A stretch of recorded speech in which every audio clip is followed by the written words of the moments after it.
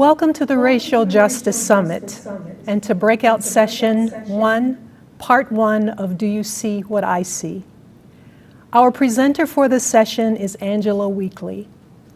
Angela is a champion of diversity, equality, and inclusion. She delivers her passion for serving others in her position as the manager of community inclusion at Viridian Credit Union, where she has worked for 9 years. Her service to others continues during Angela's free time as she helps many organizations, including the Salvation Army, Waterloo Community Development, Greater Des Moines Partnership, Greater Cedar Valley Alliance and Chamber, United Way of East Central Iowa, and Inclusive ICR. Many organizations get the opportunity to experience Angela's willingness to be a helping hand, and her partnerships will continue to grow over time. As a proud Waterloo native, it's no surprise that Angela chose to attend colleges nearby. Wartburg College, where she earned her bachelor's degree in education, and the University of Northern Iowa, where she earned her master's degree in post-secondary education. You will be invited to interact with Angela by posting questions using the Racial Justice Summit question and answer box. We'll be monitoring the flow of questions, and she'll answer as many as she can. Summit delegates, Angela Weekley. Good morning. Good morning. Thank you all for participating. I am getting just a little bit of feedback. What my bio did not say is that I'm also a fourth generation Salvationist. My great-grandparents started at the Corps here in the Waterloo Cedar Falls Corps. My grandparents went there, my mother went there, and then now my granddaughter attends our local Corps. I am the acting YPSM for my Corps, and in my current role at Viridian Credit Union, it says Manager of Community Inclusion, and that means exactly that. So I do community outreach in our unbanked or underbanked populations. So working with people who don't have access to banking services and helping them with that, as well as diversity, equity, and inclusion inside the organization. So thank you for letting me be here with you today. As I was telling Karen before we got on, this has been, growing up in the Army, this has been a dream of mine to be able to see and share this work with other Salvationists. And so, anyway, I'm ready for the PowerPoint.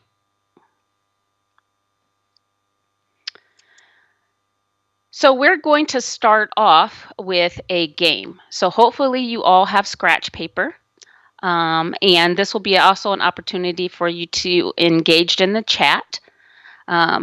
We are going to play a game called Guess Who?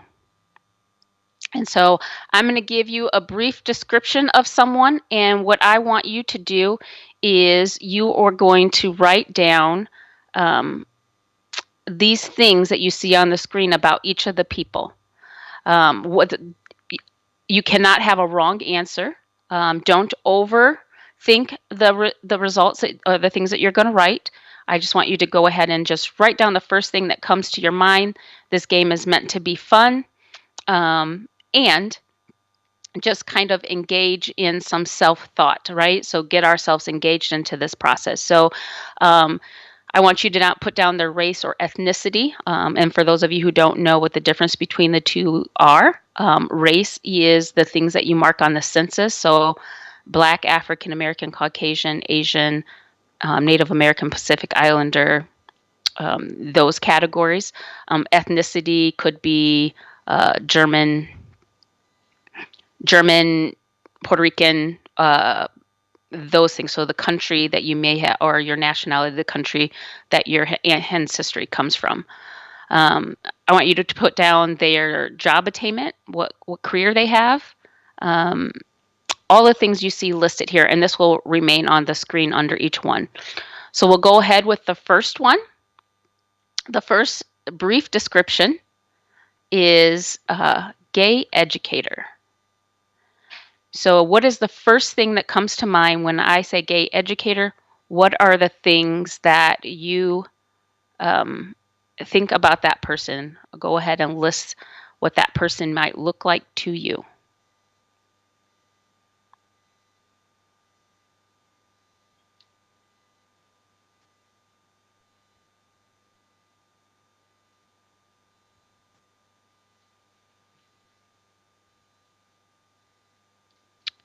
And we will be doing, I believe, 5 of these. So if you're like me and like to have things numbered, there's 5.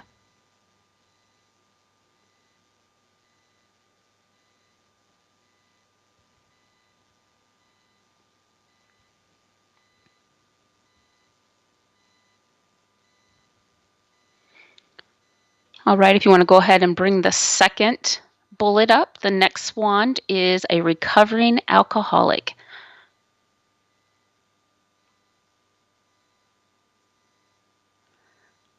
These people that that we are going to be describing are people that you have as members of your congregation or your core, people that you are serving that are in the community. So they are real people. So we'll say that as well.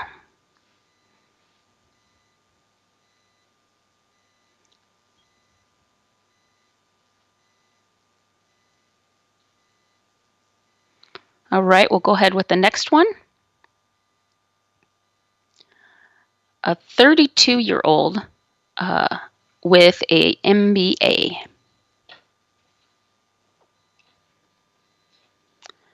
And hopefully the screen is not blurry for you. It's very blurry for me. So hopefully you can see those questions.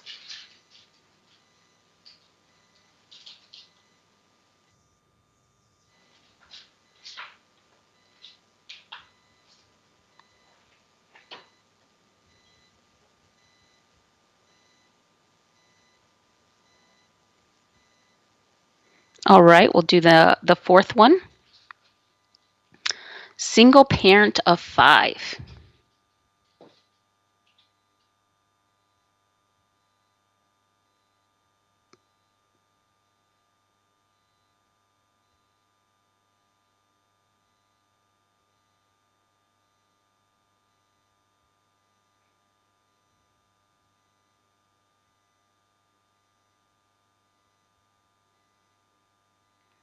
And then the last one is a victim of a violent crime.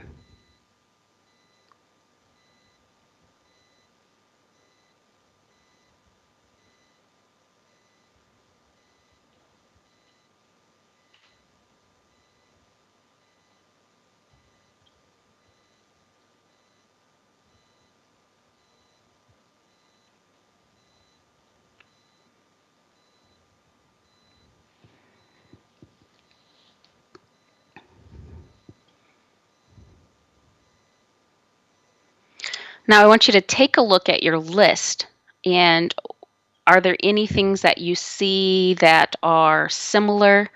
Are there things, is there a theme in these people that you see? Typically when I do this session outside of here in Iowa, as an example, each of these 5 people will be Caucasian for the group. Every single person a lot of the people are male, minus the last 2 bullets are typically women. And the reason why those things are is because whether we want to believe it or not, when we meet somebody within the first 10 seconds of meeting them, we've already made one of these or something similar to this judgment about that person. Within the first 10 seconds, because our bias kicks in based on our experiences. So although I made you do this activity, I said everybody participate in this activity. When you come across somebody, you automatically already make judgments about them. And that is very natural because our brains are designed to categorize things. And we categorize things because it makes it really easy for us. It makes us easier to understand. However, we also know that sometimes when we make those biases, they aren't necessarily true. So I am now going to show you the guess who. I'm going to show you what I see when we talk about these 5 people. So from on the very far right, you'll see my little sister, who I prayed for. I had brothers, and I was like, God, I will be the best big sister ever. If you please just give me a little sister. I won't complain how she comes. I won't complain if she doesn't want to wear ribbons and bows and play dolls. I won't complain. God, just please send me a little sister. And then he sent me my sister Regina, who works in the education system. She's an at-risk coordinator, so she works at the neediest kids in the school district here at home where we're from. Regina is left the Corps when she decided to come out because she didn't feel welcome at the Salvation Army Corps. At the Salvation Army. So she came out in Virginia. There was as we know, there's misinformation about our position on how we see people, and so as a result, she left being a Salvationist. The second person you see there is my brother Kenny. He is a recovering alcoholic. When I started to do this session, he was 6 months sober, and now he is 2 weeks sober. So he actually is a barber by trade. So he lives in the Cedar Rapids, Iowa City area in Cedar Rapids, Iowa. He also left the Corps because when he left the Corps, it was not about what the Corps could do, but he just is in search of a father figure. And he wasn't necessarily finding that in God, and he didn't get that opportunity. He wasn't finding it there. So he also no longer attends the Corps. I forgot to say, so Gina has a master's degree in nonprofit education. She works in Waterloo schools. I have what kind of car does she drive on there, because I work at a financial institution, so I think that is fun. She drives a Honda Accord. My brother Kenny does not drive at all. His license, he is barred from driving, which is good for all of us, and something that he has come to terms with as, something he has come to terms with as he's coming to know Jesus again. The next person is my brother Richard, the one in the middle. He is a victim of a violent crime. In his first marriage, he, when he was getting a divorce, his ex-wife was seeing someone else, and that person attacked him and broke his jaw in 6 places. And so he actually has a degree in business, and he works for Safe Flight. Safe Flight repair, Safe Flight replace. Hopefully you guys are laughing at my bad jokes. So there's that. And then the last person that you see that is not me is my baby brother, Anthony. He is 32, and he has a Master's of Business Administration. He went to an undergrad to Wartburg College, which is a bias that I have. I'll talk about that a little bit more later. Ricky drives an old model car, Oldsmobile of some sort, and Anthony drives a Honda Pilot. He works for John Deere, and he's married to his high school sweetheart and has 3 kids. So they're all married. Regina married Anthony's best friend from high school, which was a girl. My brother Kenny has been married twice, and my brother Ricky has also been married twice. They each Altogether, they make me my favorite role in my life, which is an aunt. So hopefully this gives you an idea of what I don't know if any of you had. Normally this would be a point what I would ask for some feedback. If those were the things, if that's what you saw when I said, hey, let's list these different things. If you want to bring the other picture up. So then in this picture, you'll see my mom there in the middle. So she is the single mother of 5. My mom was a high school dropout. She had her first kid at the age of 17. Like I said, she grew up in the Corps. One of the reasons why she no longer goes to the Corps is when we were younger, she heard murmurs of Corps members in the background talking about, oh, how dare she have all these Black children and expect us to take care of them for her.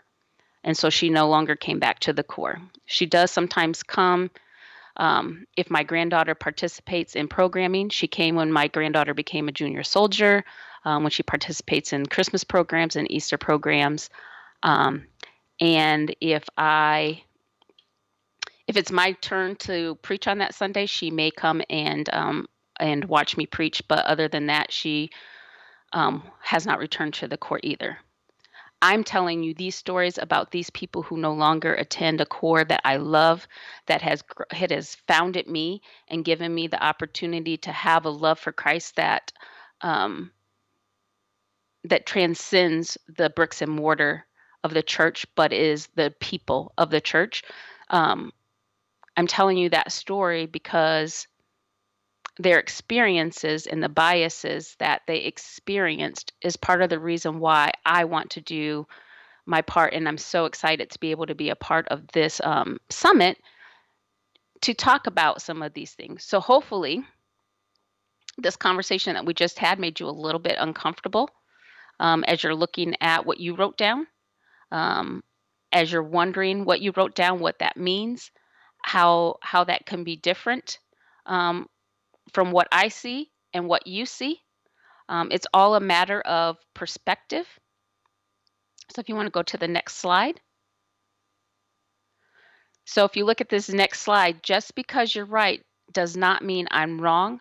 You have not lived my life from my side. So if you look, you see in the middle, you see a 6 or a 9, depending on what side of the 6 or the 9 that you are on, right? It is important for us to know that perspective, which comes from your experience, is real. So whether or not someone can see that it is a 6, it is our job to kind of help people see our perspective, but also look at things from other people's perspective. Some of the barriers that keep us from looking at people's perspectives or looking at the 6 and 9 from other sides, or being able to come to the middle, or being able to come to the other side, and keep us very polarized, are the inability to have conversations.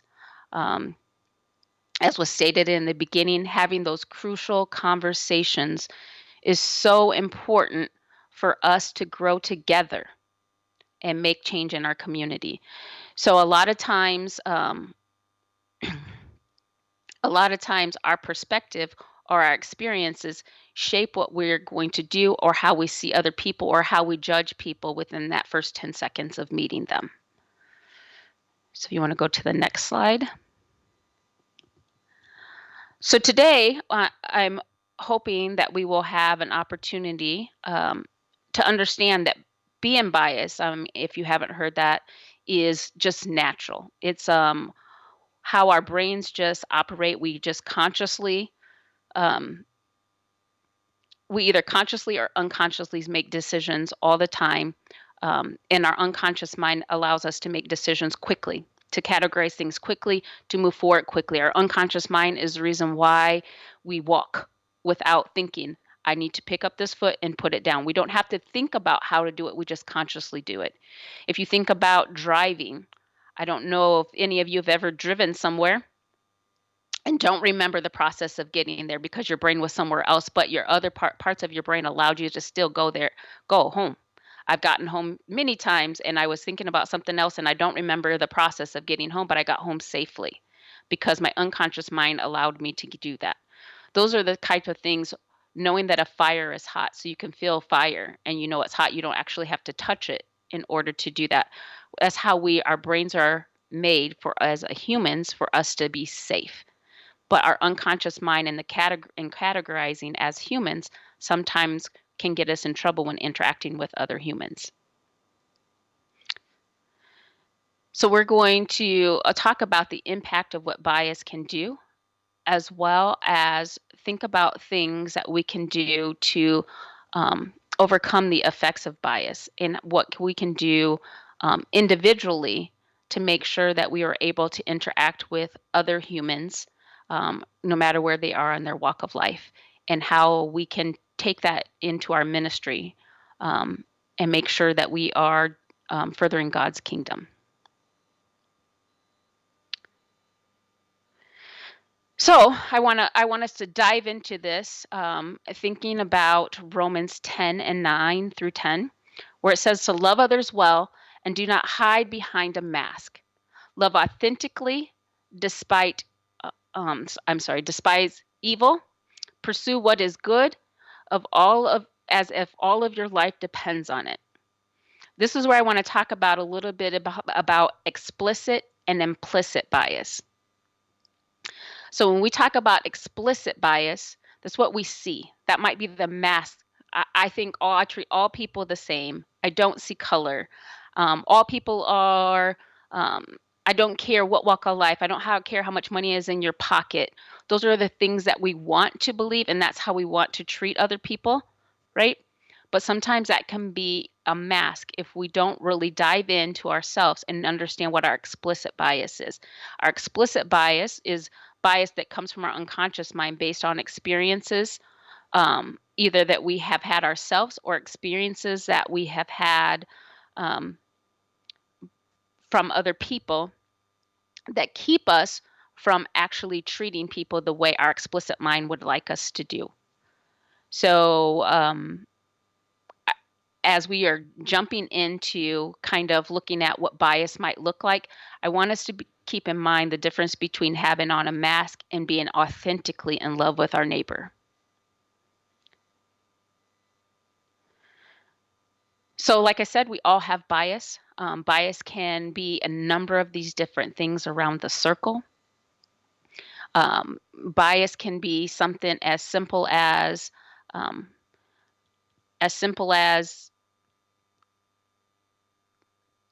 interacting with someone who has an accent.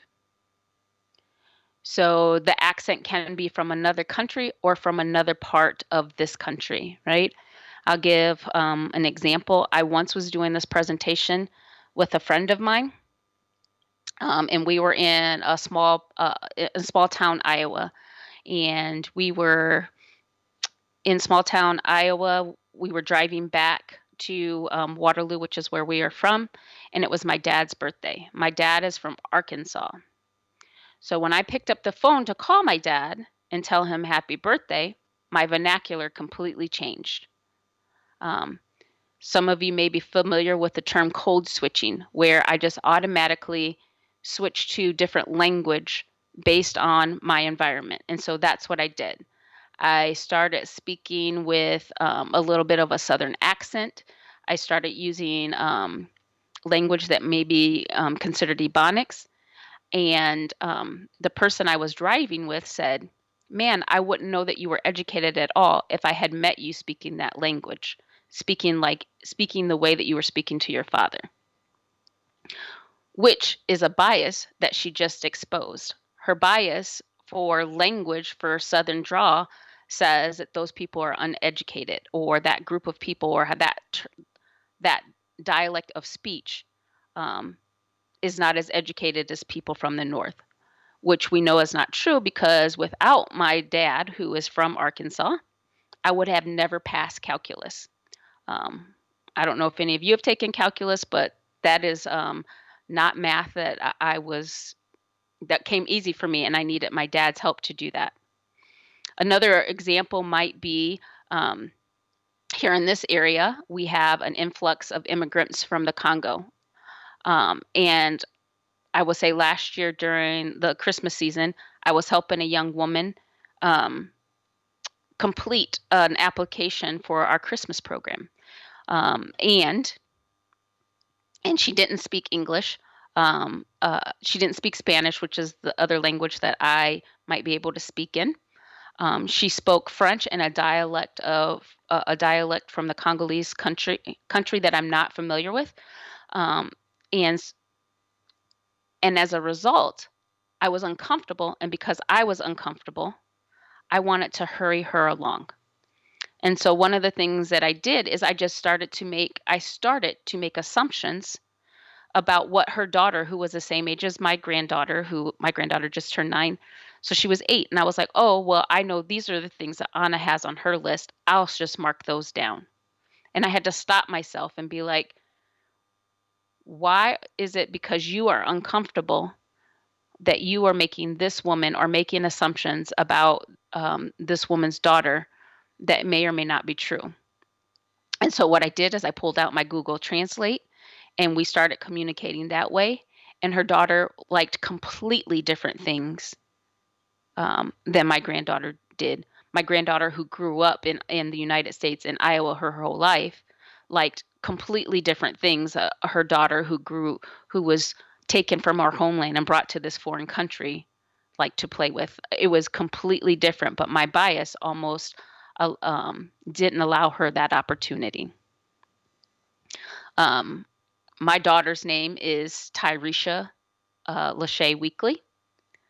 Um, I don't know if that kind of tells you what her ethnicity might be, but I always think that that is, again, based on her name, people can make assumptions. So whatever your name is, you can make an assumption about her educational attainment. You can make assumption about her ethnicity. You can make assumptions about a lot of those different things, and they're based on your experiences that inform that bias.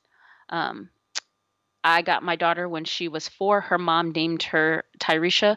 Her mom is Caucasian. Her dad is African American.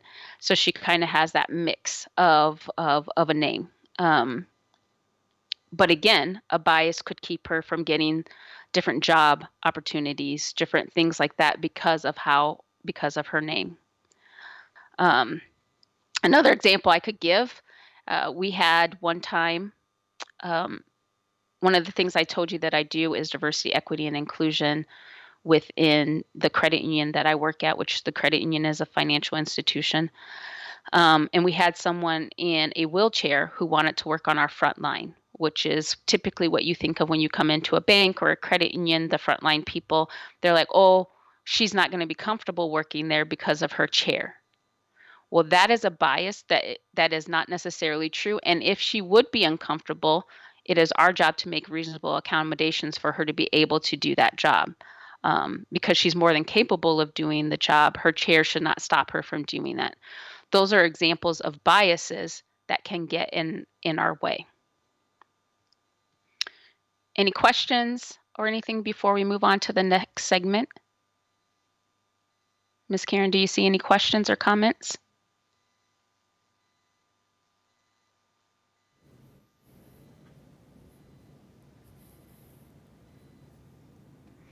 All right.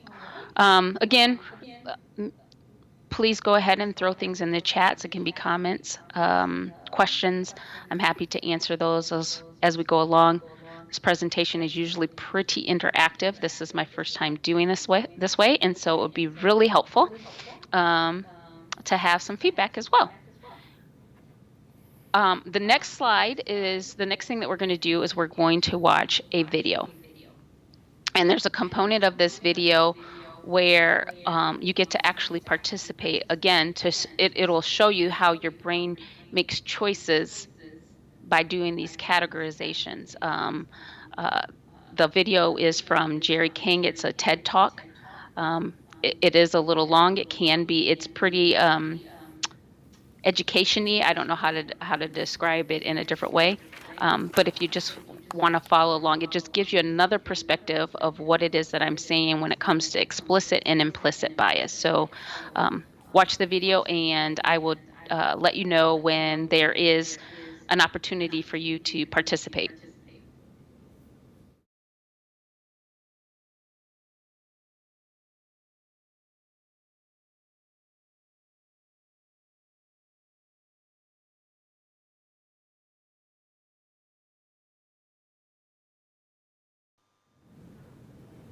Angela, we have two questions that are related. The first is, are all I can't biases hear you, Miss Karen. negative? And the second question is, how do we help others to recognize their biases? So I didn't catch the first question. Are But all the second, biases negative?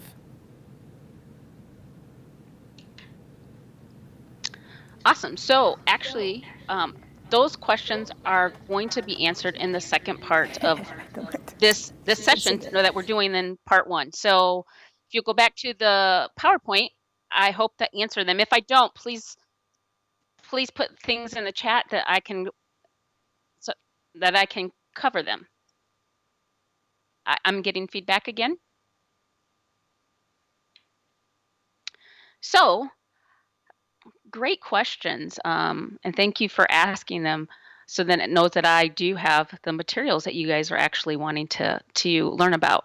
So how does bias occur? So bias is not always negative. I gave you a lot of negative examples in the beginning, and then I wanted to show you in this, after watching the Jerry King video, how bias can also be in favor of a group. But even when it's in favor of a group, it there's a group of people that are left out in that favor of bias. So one of the things that I wanted to say after watching the video is the test that he's talking about is a Harvard implicit bias. If you Google Harvard implicit bias, there's different tests, that game that he's talking about, that you can take, and you can take a look at what biases you might have that you're not aware of that you want it to work on. So for example, when I take the test, I haven't taken it in a while, I may take it again because I've been working on this bias.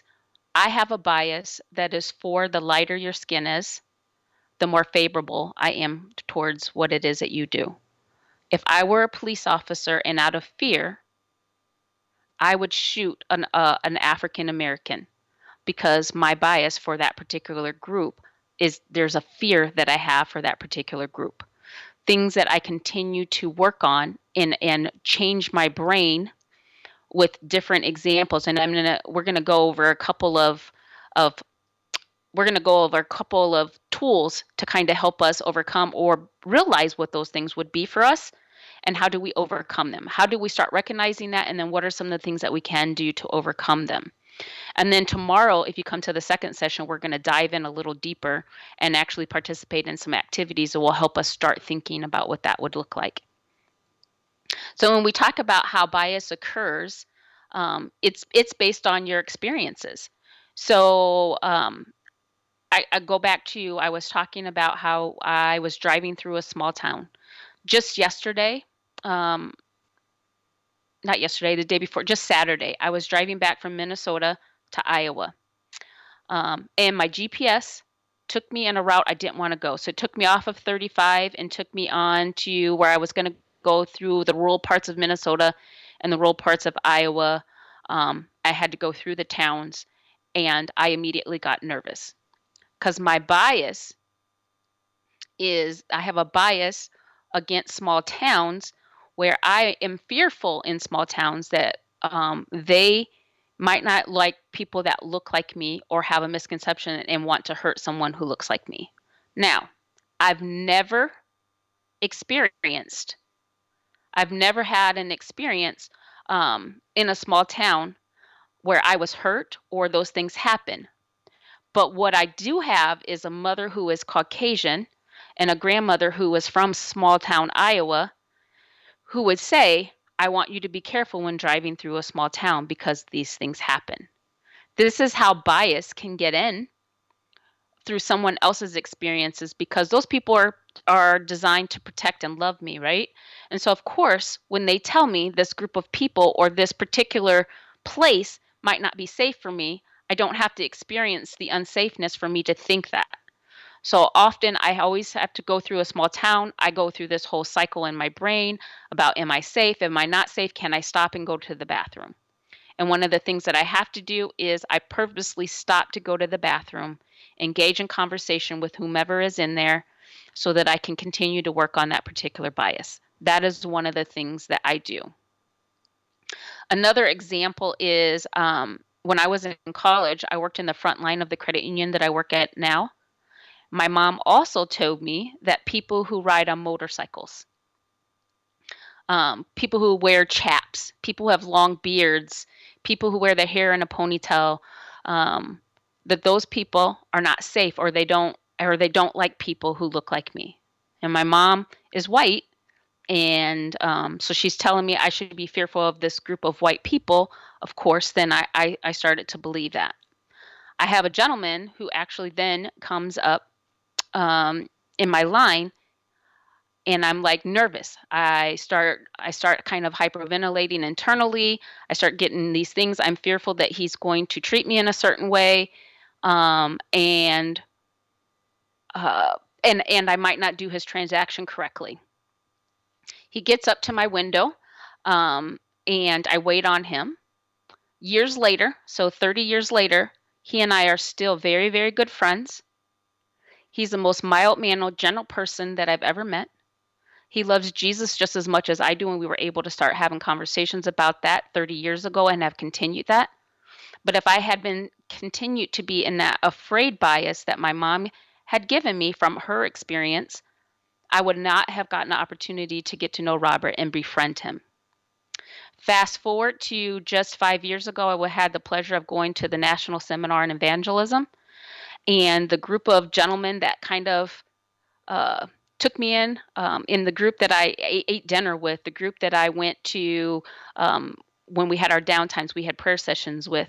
They were like bikers for Jesus through the Salvation Army. Those are my friends still to this day on Facebook. Those gentlemen pray for me. I pray for them. Um, and so I've been able to switch that stereotype that I have for that particular group of people, where I never experienced negativity, but it was passed on to me from my parents. Um, so then when we talk about bias and for, so those again are some biases that are against things. So then there's biases that are for certain things.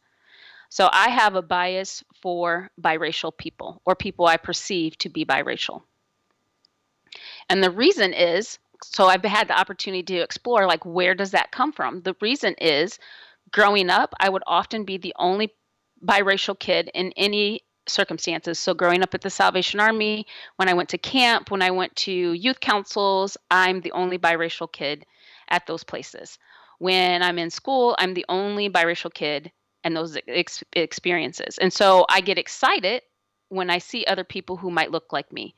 They call that kind of tribal mentality. So as a teacher, my bio says I went to school to be an elementary school teacher. As a teacher, I would often overteach to that particular group of kids. When you have that bias for that particular group of kids, the rest of the classroom doesn't get that same attention. So how is that fair to the rest of the group of the classroom? Then when that particular kid who is biracial goes out to recess, and I've overtaught to them, and I've been overly paying attention to them and helping them with things, how do you think that the other kids interact with them at recess or at lunch? So my bias for that particular group, or that for that particular child, can have a negative effect. Same thing with, like, I went to Wartburg College. My little brother went to Wartburg College. I don't think I told you any other colleges that my siblings went to. I only said, oh, and Anthony also has his degree from Wartburg College. A bias that I have.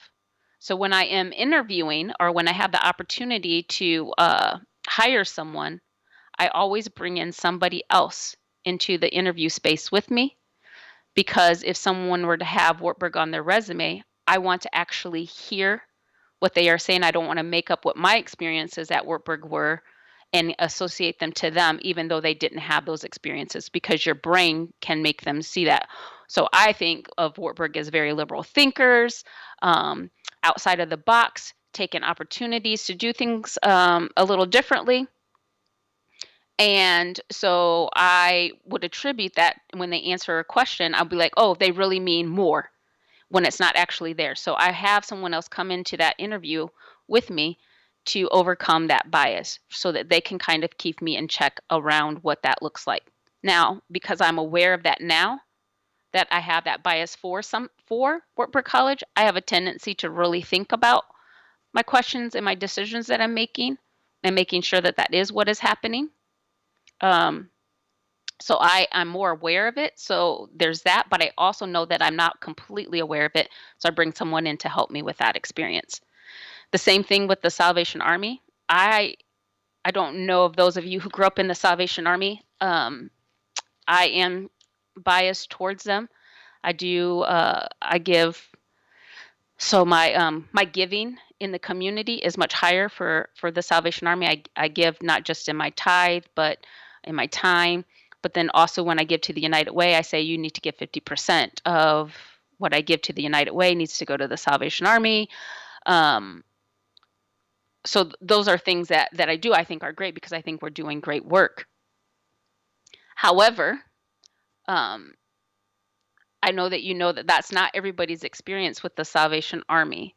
And so I have the tendency, because I have a bias for it, I get upset when someone says, here's what my experience was. And then I can become combative when I'm not really listening to what their experience is, because that's not my experience. I'm not looking at that 6 and 9. So I'm standing on the side of the 6 while they're on a 9 with their experience with the Salvation Army. And instead of having a conversation to help understand and then help the Salvation Army move along, or help that person see that maybe that experience was a one-time thing, or it's just something they'd read and they didn't actually experience, but give them the correct information. If I don't engage in a conversation with them, we remain stuck in those areas, and it doesn't help us then to grow and become where it is that we want to come. So the thing that I want us to go into this next part with is, let us love with words and speech, not only with words and speech, but also with action and truth. So how can we put what we say and what we think we are doing, how do we actually put that into action, knowing that unconsciously things could happen?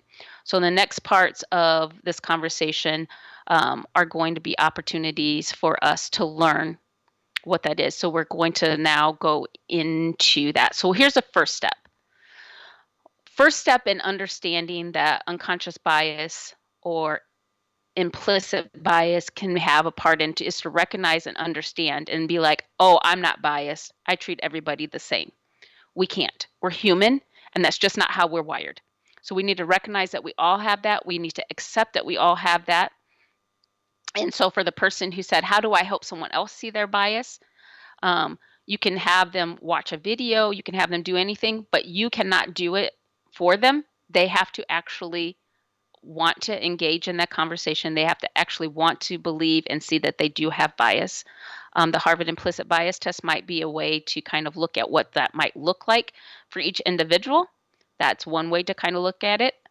And the next circle.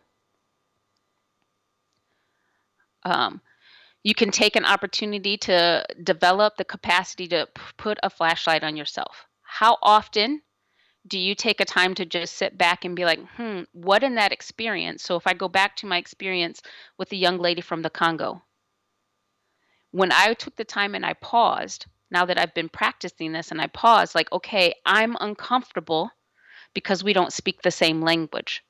That's my problem. It's not her problem. So I need to, what can I do to overcome this? What can I do to be able to provide her with the best service that she needs and give her the experience with the Salvation Army that I would like her to have?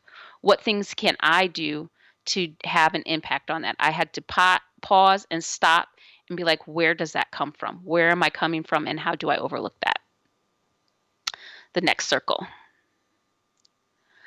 Practice constructive uncertainty, which is a nice way to say, I don't know everything. There's going to be opportunities where I don't know everything about a particular group. I haven't had an experience with every group of people. I haven't had a lot of experiences with people in the Asian culture, for example. I haven't had a lot of experiences with them, so I don't know. So the experiences that I am having are either from what I read, what I watch on TV. I don't have a lot of physical experiences with them. So I don't really know the culture as well as I should. So I should take the time to take a break and be like, I really don't know what would be best for this particular group. So if I'm asking a question, I might need to engage with a group of people from an Asian culture in order to make decisions about how to best serve them from a financial institution standpoint. I don't know everything about the LGBTQ community. Um, and as my sister was going through that process of coming out, one of the things that I did is I did a lot of education, um, educating myself about that. Education about what the Salvation Army stance is on that. Education about what that looks like from being a Christian. What does that look like for her in the community? What are some of the resources? I didn't know enough, and so I practiced the opportunity to not know things and explore opportunities to know them. So the next circle. Um, so one of those ways to explore is through reading, is through going and having experiences. But I actually took the opportunity to engage with people from those communities, so I can learn from their experiences and know that their experience is their experience alone and does not speak for a whole group of people, but it can help me in understanding that particular group of people. Next circle. So another example of this where it says, I can't read the circle because it's blurry, but it says engage with people that you consider other. I grew up a Salvationist. My dad is Pentecostal. So the first time that I went to church with my dad was scary for me again. I was like, oh my goodness, everybody's talking when the preacher is talking. There's all this dancing. Why are they dancing? Why is that lady laying on the ground? Because the way that they worship and the way that they do things was not based on my experience. And so one of the things that I did is when I engage with a group that looks different than me, I also then needed to find somebody within that group that I could ask questions. So afterwards, I was like, Dad, this happened. What was that? I was probably 9 at the time.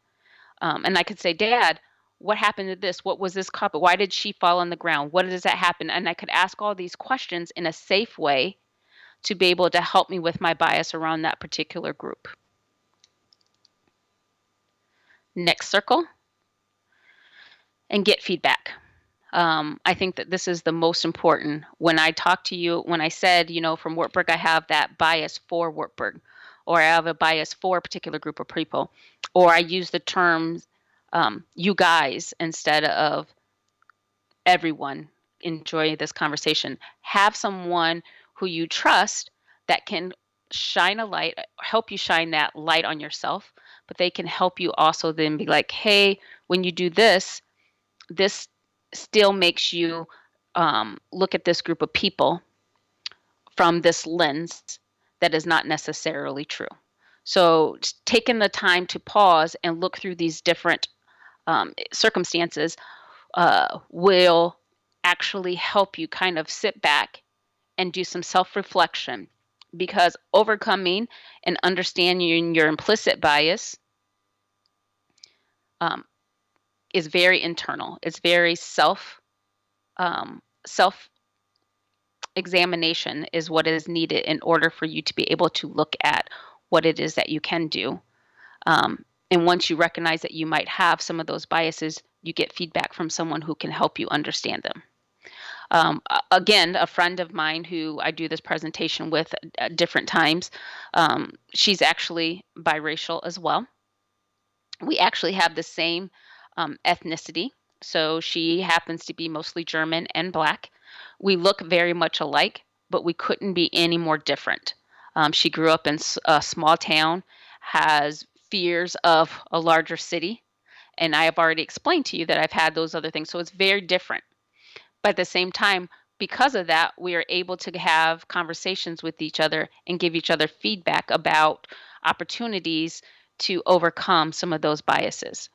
One of the things that I want to use language that is gender neutral, and it's not something I've overcome because probably in this conversation, well, I can't even say it's a conversation, in this talk, I've probably used non-gender neutral language many times. And so one of the things that she would do is when we're speaking together, I might wear a band on my arm. And she would just nonchalantly come and just snap the band. So that means then I switch it to the other arm. And then we count how many times I switch back and forth to try to help me just realize that I am doing that in a particular situation. So it's one of the ways that I have gotten feedback. So next slide.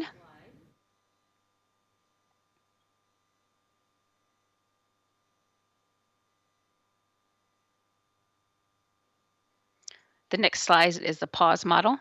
And if the next slide is not on there, then we can just use it in the next one.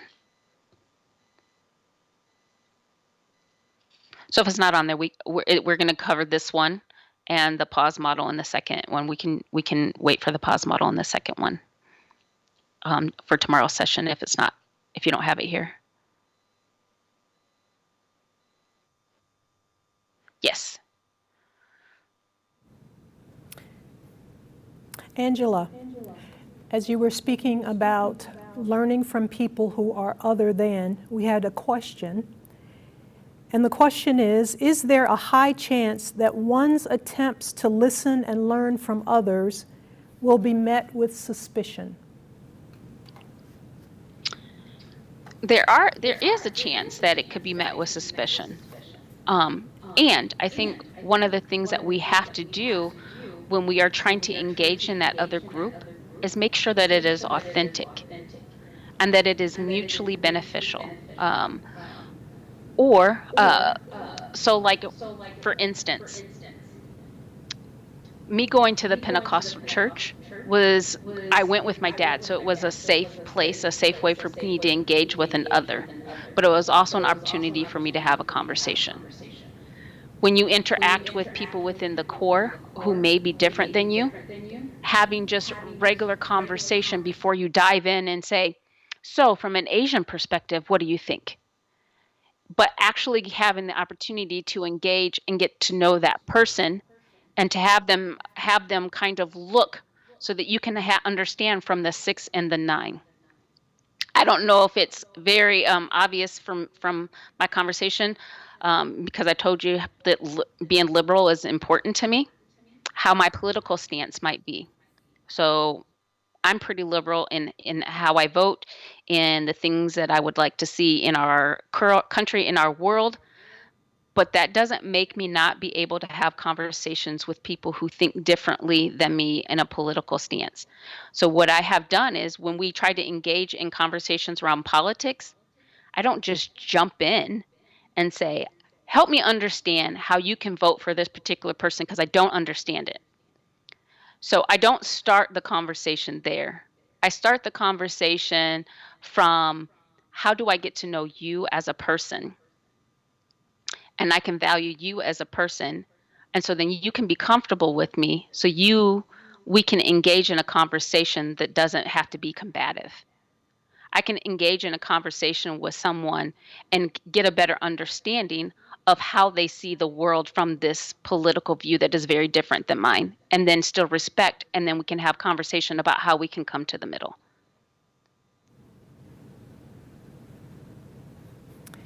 Angela, this is a two-part question, partially comment, but also question. The first part of it is, how do we best understand the difference or healthy combination of bias for and enjoying things that are similar? The second part is a comment. It's common for us to enjoy shared experiences history. This in and of itself isn't wrong, right? But where do we catch ourselves from crossing the line of excluding others or having bias against others? So I think that's a wonderful question. If you see yourself making a decision, so I'll give an example. When I left the Army for 20 years and went to Pentecostal church with my dad. I was going to say daddy, sorry. When I returned to the Salvation Army, and got engaged in some of the youth ministry, one of the first things I do is I knew that I was an outsider. And the reason why I knew that I was an outsider is because I could only engage with the kids, the youth. The adults didn't engage with me because I was an outsider and they were uncomfortable with me. So while this was an opportunity for them to have a chance to speak with someone, with people that are like them, who are going through some of the same things within their cores, and they had opportunity to have that conversation, and they engaged in that, if they could recognize that they were then leaving someone out of that, that is how you overcome that. So engaging with people that you can have in the conversations is great, and it does help us learn and grow, but we need to then also then recognize, when are we leaving someone out? When are we making decisions for groups of people that we have not engaged with? So like if we're making decisions about how we might do a feeding program, and we haven't thought about, and so our feeding program, especially like during the coronavirus, our feeding program is going to be a drive-through. Well, if we haven't had conversations with our people that come to the feeding program and find out that most of them don't have cars, well, a drive-through is not really going to work if they don't have cars. So how can we still feed them? By engaging them in that conversation, giving yourself the opportunity to be uncomfortable, but then also recognizing when you are doing that tribal mentality and leaving other people out. So like when I said, when I know that I'm over teaching to a particular group of people, I have to stop myself, and then I have to reach out and do that. None of us are perfect, right? So we also have to allow ourselves some grace and be like, man, I didn't handle that particular situation the way that I would have liked. And then I often pray, give me an opportunity to do it different, and give me an opportunity to be able to speak to that person again, so that I can engage them and make them feel welcome, wherever it might be, whether that's in my young adult group or that is with my sunbeams, or give me an opportunity again, and allow yourself some grace, because we will make mistakes, because we're human. Any other questions?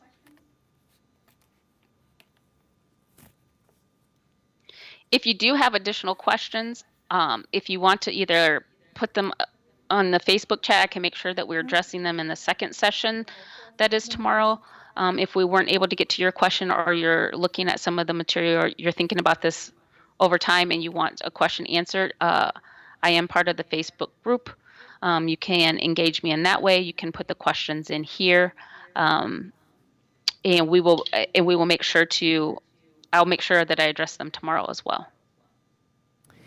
Thank you, Angela, for the challenge and for the invitation to interact, and for your very engaging presentation. We look forward to part 2 tomorrow. The summit will continue after a break with a keynote presentation with Dr. Christina Cleveland, and her topic is Living Ghosts: How America's Racial History Haunts Us Today. You won't want to miss that.